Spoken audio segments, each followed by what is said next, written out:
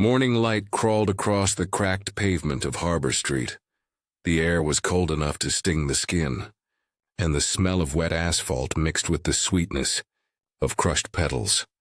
Lila bent down beside her basket, a half-empty wicker thing, lined with newspaper, and gently arranged the roses that had survived the night. Some were bruised, some were already curling at the edges, but she whispered to each one as if it mattered.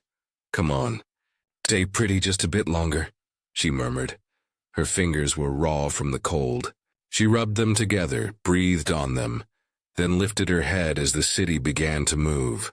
Cars hummed. A bus roared past, throwing grit at her skirt. The suits started walking, men and women with coffee cups, earbuds, eyes that never looked her way. Lila smiled anyway. She always smiled. She had learned that people gave coins faster when you smiled. Fresh flowers. 2 for 1! Her voice cracked a little, but she called again, brighter this time. "Good morning, sir. Fresh roses. They smell like spring." Most didn't even glance. A few looked guilty, which was worse. By 8:30, her breath was visible in the air. The sun was out, but it gave no warmth. She crouched again, counting what was left. A handful of daisies, a few roses, 2 wilted sunflowers. If she sold them all, maybe she'd make enough for bread and bus fare home. If not, well, she'd walk. Again. A man dropped a coin in her basket without stopping. She whispered, "Thank you." But he was already gone. That was the rhythm of her mornings. People rushing. Her voice chasing after them, the city swallowing her words whole. Still, she stayed, because sometimes, once in a long while, someone actually stopped. By noon, the shadows shifted. The street got quieter. Most vendors packed up then, but she waited. Her mother always said, "Miracles don't keep business hours." So she stayed, humming softly to herself, brushing dust off petals. And then, a sudden shout down the block. A horn blared. A crash. Lila turned, startled. A boy on a bicycle had swerved into traffic. His wheel twisted under a taxi's bumper. The driver jumped out, furious, but the boy, maybe 12, was just sitting there, shaking. Without thinking, Lila ran. She knelt beside him, her skirt scraping the asphalt. Hey, you okay?" she asked. The boy's eyes were wide. He nodded, tears mixing with dust. "Can you move your leg?" He tried, winced, nodded again. The taxi driver was still shouting about scratches and payments. Lila stood, hands trembling, and said quietly, "It was an accident. He's just a kid. Mind your business," the man barked. But she didn't move, not until the boy's father came running from across the street, red-faced, out of breath, wrapping his arms around his son. The man whispered something quick and grateful to Lila, pressed a coin in her hand, then hurried away with the boy limping beside him. When they were gone, Lila looked down at the coin. It wasn't a coin at all, it was a folded note, a 100-rupee bill. Her eyes widened. She smiled, not the polite saleswoman smile, but something real, warm, almost disbelieving. And just like that, the city didn't feel so cruel. By the time the sun began to fall behind the towers, her basket was empty. For once, every flower was gone. She packed her things, slung the basket over her shoulder, and began the long walk home through the alleys.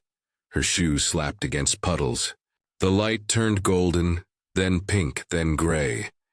At the corner by the old fountain, she stopped. She always stopped there. There was a bakery window where she could see the cakes, little round ones with white icing and cherries. She never went inside, but tonight she looked longer than usual. The smell of sugar drifted through the door each time it opened. Her stomach growled. She laughed at herself, shook her head, and kept walking. At the bus stop, she sat down beside her friend Mina, another flower seller, older, with the kind of eyes that had seen everything twice. "Tough day?" Mina asked. "Not bad," Lila said.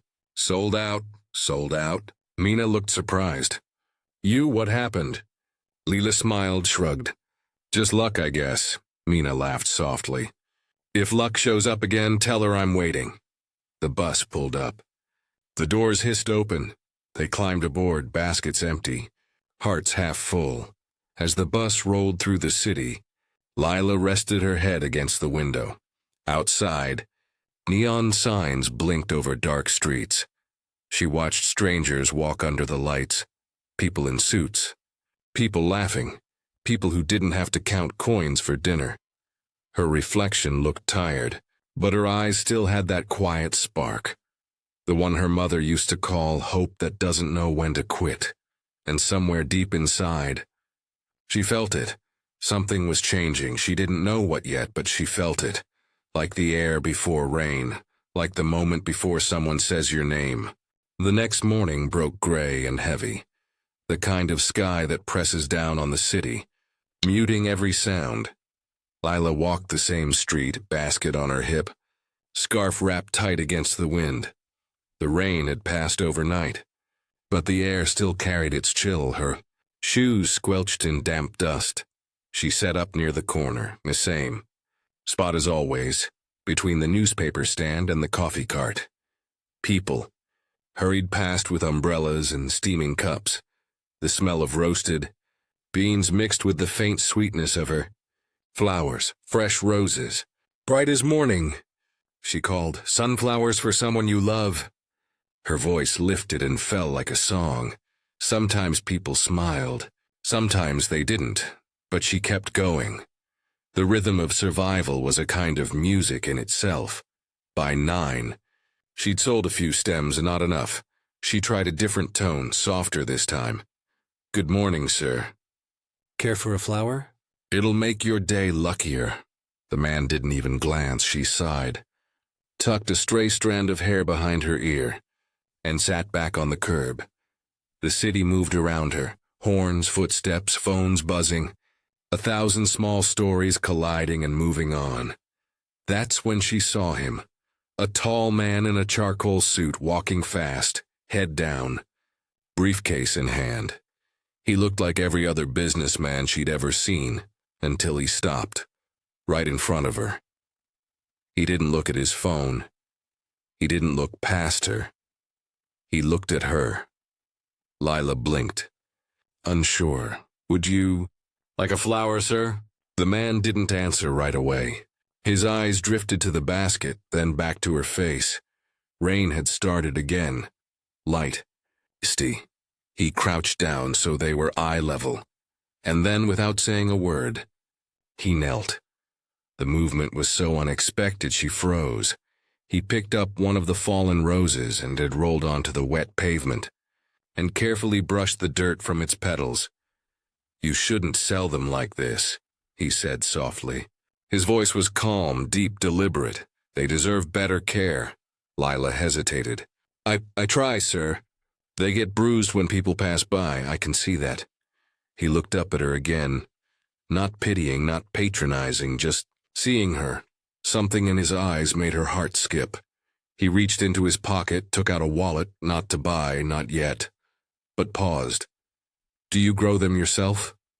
Lila shook her head. I buy them from a wholesaler down by the market. Early mornings. Before sunrise, every day?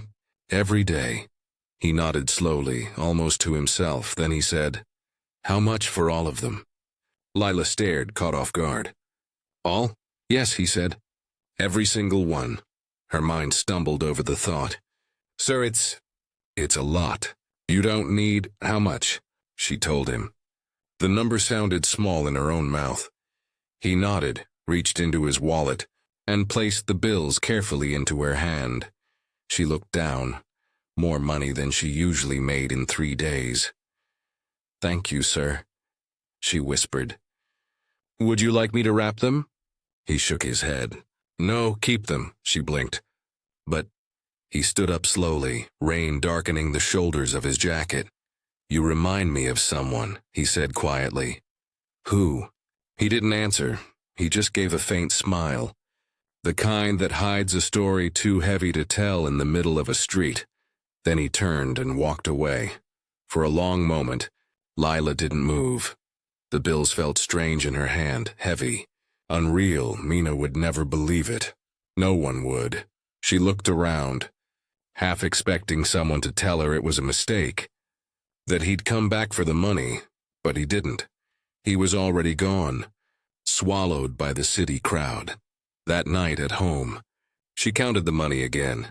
Her room was small, one cot, one chair, a chipped mirror, and a curtain for a door, but the air felt different now. She spread the notes on her lap like they were pieces of luck she didn't quite deserve.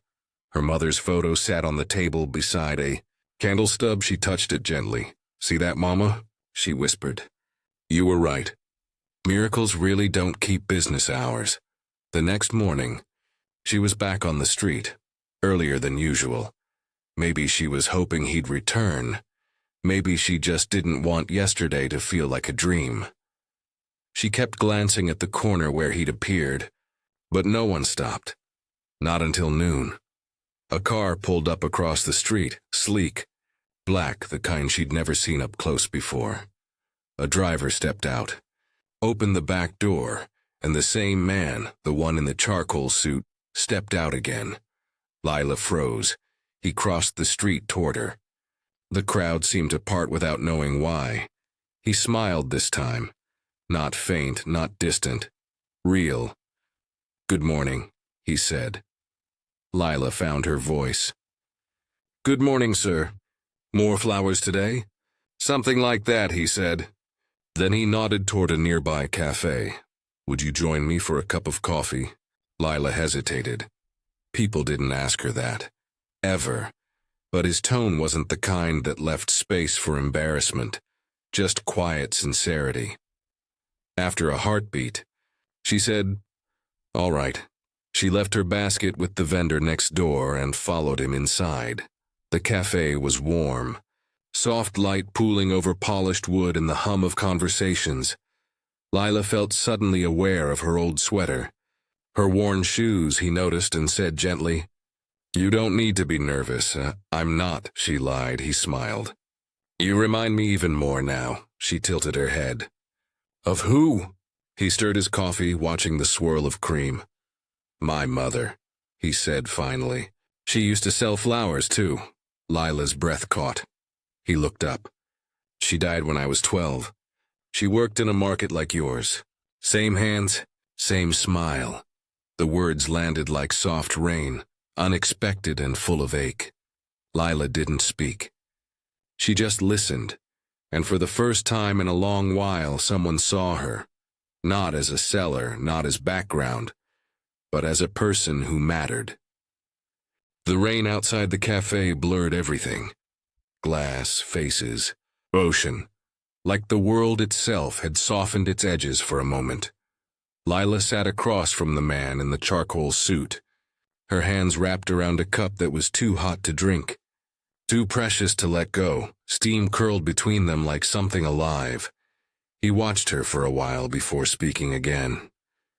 "You work every day?" She nodded. "Since I was 16. And before that?" Lila smiled faintly. "School. Then Mama got sick. I had to choose between lessons and medicine." He looked down. "And you chose her." Of course. There was quiet after that. Not awkward, just full. The kind of silence that happens when words don't need to be explained. He finally said, "You know, people like you keep the city human." She blinked. "People like me?" He nodded. "The ones who still smile when they have no reason to. Who give color to gray streets." Lila looked down at her cup, embarrassed. "I just sell flowers." He shook his head slightly. "No, you remind people of something they've forgotten. Small beauty." Her chest tightened. Nobody talked to her like that, not with that kind of sincerity. When the waiter came, the man ordered another coffee for himself, a pastry for her. She tried to refuse, but he waved it off. "You're my guest," she hesitated. "You don't even know my name." "Then tell me, Lila," he smiled. "I'm Arman." The name fit him, clean, calm, solid.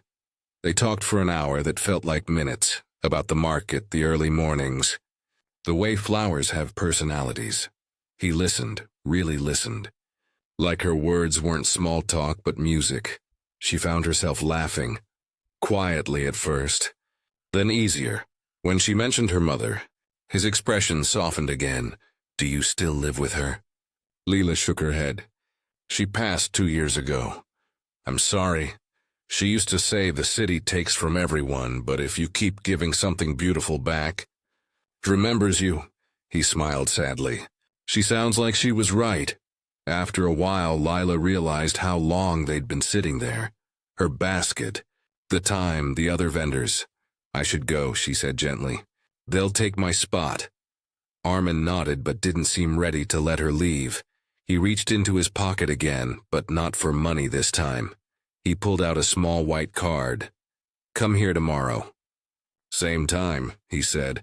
There's something I want to show you. She looked at the card. His name. Company. An address uptown, far beyond the places she ever went. What is this? Just an opportunity. If you trust me. Her brow furrowed. Why me?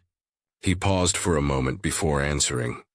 Because I remember what it's like to be invisible. And you shouldn't be. That night Lila couldn't sleep. The card lay on her table.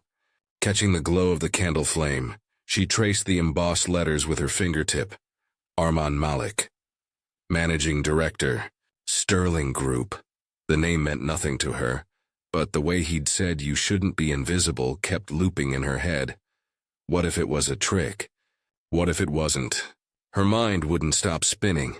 By dawn, she made up her mind.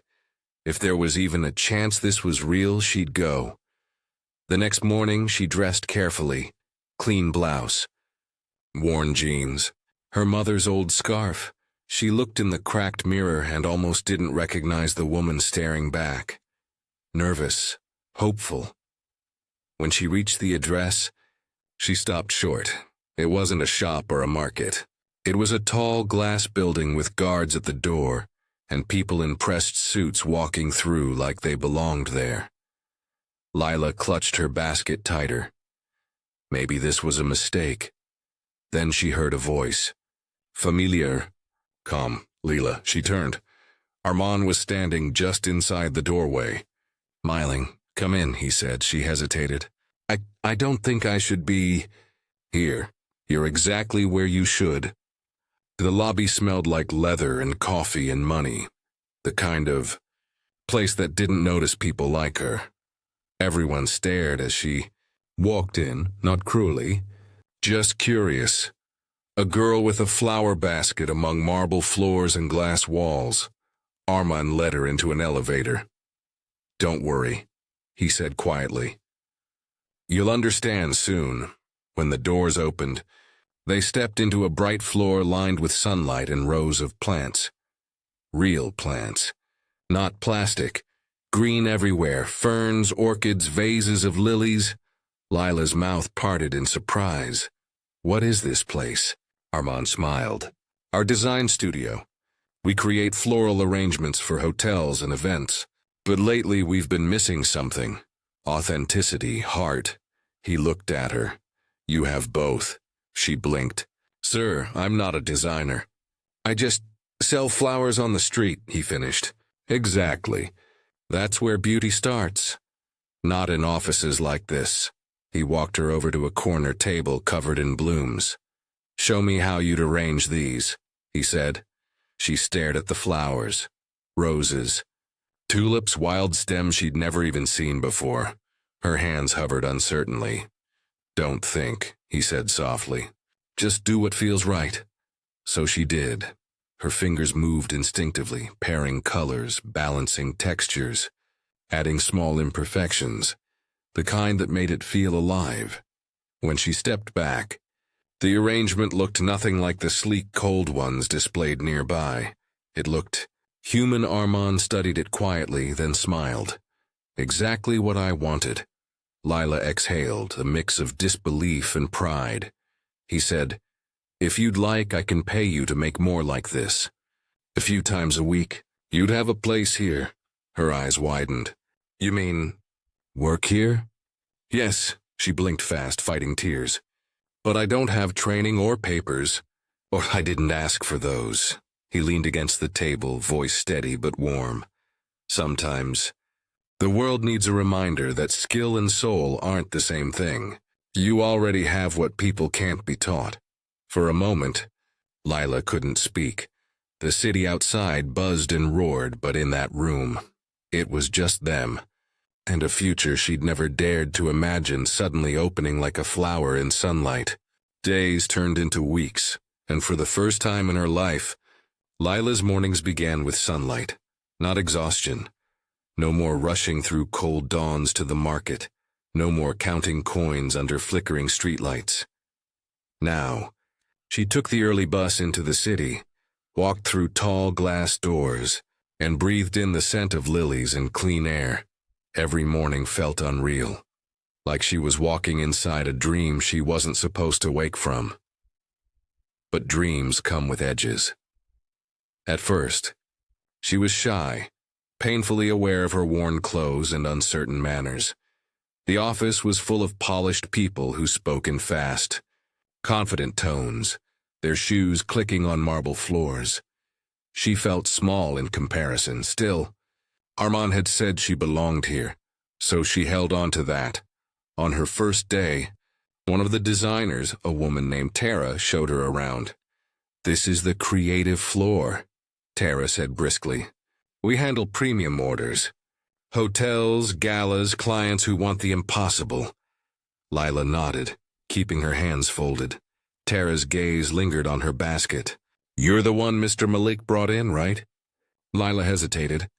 "Yes, street florist, I heard." Lila's throat tightened. "Yes." Tara smiled, polite but sharp around the edges. "Well, welcome to Sterling. Let's see what you can do." The first week, she mostly watched. How they handled stems, matched tones, shaped arrangements to perfection. Everything was precise, controlled, impressive, but it all felt cold. When she tried her own hand at a bouquet, Tara looked over her shoulder. "Pretty," she said, "but you've mixed wildflowers with imported roses." "That's not how we do things here." Lila nodded quietly. Even though she liked the contrast, it reminded her of the streets, rough edges and rare beauty side by side. After hours, when everyone had gone home, she stayed behind. She'd rework her designs, not to impress, but to feel something in them. The night cleaners would sometimes pause to watch her hands move, fast, certain alive, Arman noticed. He'd walk by late, jacket off, tie loosened, and find her there among petals and scraps of ribbon. "You're still here?" he'd ask. She'd smile without looking up. "Flowers don't like to be left half done," he'd chuckle. "Neither do people." Then he'd stand quietly, watching her finish. He never interrupted. Never told her what to do. One night he said, "Do you know why I asked you to come here?" She glanced up. "Because you needed someone?" "No," he paused. "Because I needed reminding. What it's like to care about the simple things again." Lila didn't know what to say. She just nodded, the weight of his words settling between them like truth. Weeks later, a hotel client came in. Important. Demanding. The kind whose approval could make or break the firm's reputation. They wanted a massive floral centerpiece for a gala. Something that didn't look designed. Something alive. Tara and her team drafted perfect blueprints. Symmetrical, flawless. Lifeless, Arman turned to Lila. "You try." The room went silent. Tara frowned.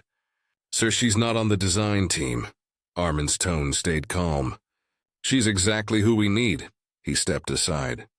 "Go ahead, Lila." Her pulse raced. Everyone was watching. She moved to the table, took a breath, and began. No sketches, no rulers, just instinct. She reached for textures, wild greens, soft whites, deep orange touches like evening light. Her hands worked fast but gentle. When she was done, it wasn't perfect, it was alive. The room stayed silent. Finally, Arman said softly, There it is. Even Tara couldn't hide her reaction. It's beautiful, she said quietly. That night, Arman stopped by her desk.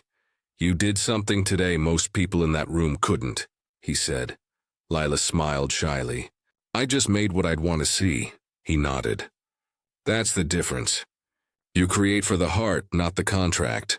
She looked down, hands fidgeting. Sometimes I still feel like I don't belong here. Arman studied her face. When I was younger, he said, I used to think success meant never being uncertain. But the truth is, uncertainty means you're still growing. That's what belonging really feels like. Something in his tone made her chest tighten again. That same quiet, steady warmth. The next morning she came in early, carrying a small bundle of street flowers, not to sell, just to remember where she came from. She placed them on her desk in an old glass jar. They didn't match anything in the sleek office, and that's why she liked them. When Arman walked past, he noticed. He smiled. Couldn't resist bringing a bit of Harbor Street here, could you? She laughed softly. Maybe it keeps me grounded, he nodded. Don't ever lose that. The world has enough people who forget where they started. From then on, her life began to shift in quiet, steady ways. She rented a small apartment closer to work, nothing fancy but hers. She sent money to Mina, helped her buy a proper stall for her flower stand. She even bought herself a new pair of shoes, not to impress anyone, just because they didn't leak when it rained. The city looked different from here. Not kinder, but more possible. And sometimes, when the afternoons were slow, Arman would stop by her desk with 2 cups of coffee. They'd talk about ordinary things, music, memories, little details that made life feel less like survival and more like living. One evening, after a long day of preparing for another event, Lila found him on the balcony outside his office, city lights shimmering below like scattered stars. He stood quietly, watching the skyline. You okay? She asked. He smiled faintly. Just thinking. About what? He hesitated, then said, how strange life is. One morning I was just walking to work, and then he looked at her. You were there. She felt her heart skip. I didn't do anything special. You showed up, he said. That's more special than most people realize. They stood there a moment, the hum of the city wrapping around them. For Lila, it wasn't romance, it wasn't pity. It was something deeper, a recognition that 2 lives, once so far apart, could find meaning in crossing paths. And though neither of them said it, both knew it was changing them, quietly, completely. Winter came slowly that year. The mornings grew colder, the air sharper. But for Lila, the city no longer felt like a battle. She'd found rhythm, purpose, people who called her by name when she walked into the building. And sometimes, when she caught her reflection in the elevator glass, she barely recognized the girl she'd been on Harbor Street, the one with raw fingers and bruised petals. But she still carried her old basket, tucked behind her desk just to remember. One evening, she stayed late again. Everyone else had gone home. The office lights had dimmed to gold, and the soft hum of the city echoed from below. Arman's office door was half open. Light spilling through, she knocked gently. Still working? He looked up from his desk, smiling tiredly. Trying to. She stepped inside. You should go home. You look exhausted. He leaned back, rubbing his eyes. Home's quieter than I like these days. Something in his voice was different. Not sadness exactly, but a kind of weight. Lila hesitated. Is something wrong? He looked at her for a long moment, then said softly, It's my mother's birthday today. Lila froze. He hadn't mentioned her in weeks. I went to the grave this morning, he continued, voice low. Brought flowers, of course, but it felt hollow. I kept thinking how she'd hate that I only remember her on special days. Lila sat down across from him, her hands folded gently. She'd be proud of you. she said quietly. Of what you've built, he smiled faintly. Maybe, but she'd remind me that kindness is worth more than any building. A pause, then he added, almost under his breath, she would have liked you. The words hung in the air, soft and sincere. Lila didn't know what to say, so she just nodded. Then slowly she stood and said, wait here. She disappeared into the workspace, rummaging through the storage shelves until she found what she was looking for. A single white lily, fresh, pure, the kind that carried quiet strength. When she returned, she placed it on his desk. For her, she said. He looked at it for a long time, his eyes glistening. Then he whispered, thank you. But it wasn't the flower he was thanking her for. It was the reminder that the world could still be gentle. A week later, something changed. Arman called her into his office early in the morning. She walked in, nervous. He smiled. Don't look so worried, sit. There was a document on the table, neat embossed with her name printed at the top. What's this? She asked. An offer, he said simply. Head of a new community branch we're opening. The training center for small vendors, street sellers, anyone who wants to learn and grow. Lila stared at him, speechless. You'd run it? He nodded. You'd run it, her hands trembled. Why me? He smiled. Because you know both worlds. You've lived what they're living. And because I can't think of anyone better to remind people what real beauty looks like. That night, Lila went back to Harbor Street for the first time in months. The vendors were still there. Same noise. Same smells, same chaos. Mina waved from across the road. Grinning wide. Look at you, she said, hugging her. You've gone fancy. Lila laughed. Not fancy. Just lucky, Mina pointed at her empty hands. No flowers today? Lila looked around. Not to sell.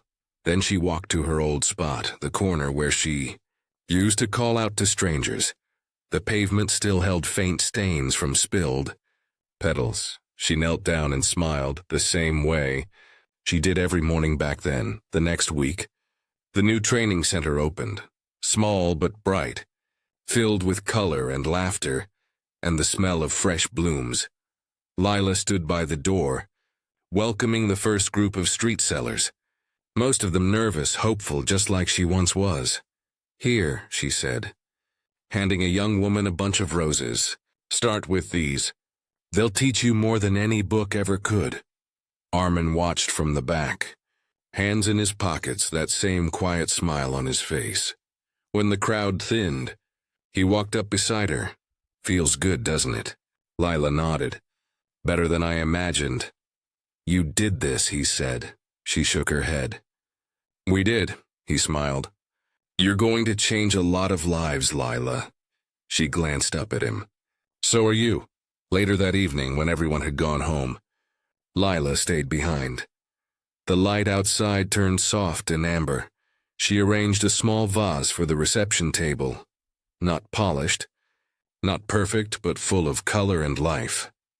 As she stepped back to look at it, she thought of her mother, of Harbor Street, of that morning when a stranger in a suit had stopped and knelt.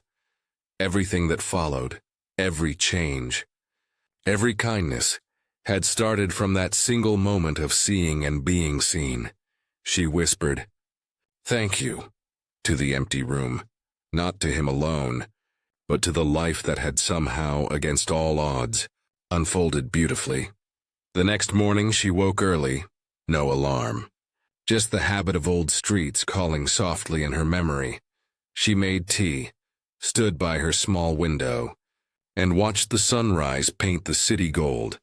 The light touched everything, towers, streets, rooftops, even the cracked pavement where once she'd sold hope wrapped in petals.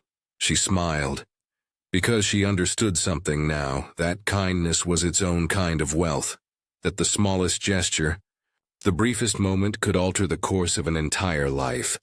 And somewhere across town, Arman stood on his balcony, coffee in hand, looking toward the same sky. On his desk inside, that single white lily, now dried but intact, still stood in a glass vase. He touched it gently, smiling to himself. Some people leave beauty behind without ever meaning to. Lila was one of them. The city kept moving. Cars, crowds, noise, endless, indifferent. But in one quiet corner, on a street once forgotten, a sign hung above a bright little shop window. Lila's flowers for people who still believe. And every morning, when she opened the door, the scent of roses and laughter filled the air.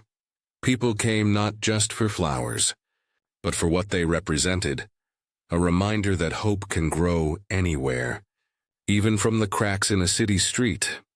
And sometimes, when a man in a charcoal suit passed by, he'd stop for a moment, look through the glass, and smile.